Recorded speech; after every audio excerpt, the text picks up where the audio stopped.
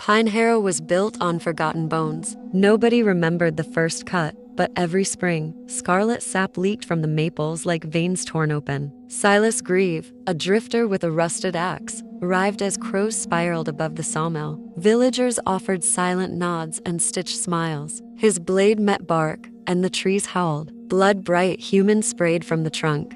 Fingers writhed inside the stump. The townsfolk gathered, teeth filed to points, their faces splitting wider than jaws should stretch. They welcomed him not as a guest, but as marrow for the harvest. In Pine Harrow, nothing stayed buried long. Silas ran as shadows lunged, but roots snagged ankles like eager hands. Trees cracked open, birthing faces that whispered ancient bargains. Long ago, the settlers carved deals with what slept beneath the dirt. In exchange for life, they fed it flesh. His axe clattered uselessly. Sap and blood blended at his feet. A voice deeper than soil echoed, "Join us or feed us." His heart thrummed with primal fear, but a grin split his face. He lifted the axe again, not to escape, but to harvest. Pine Harrow's secret wasn't a curse. It was an appetite, and Silas had chosen sides. Weeks blurred as Pine Harrow thrived. Silas, now veined with dark roots, hunted outsiders by moonlight. Bodies disappeared. Crops flourished blood-rich. Villagers feasted under hollowed trunks, their laughter gurgling with sap.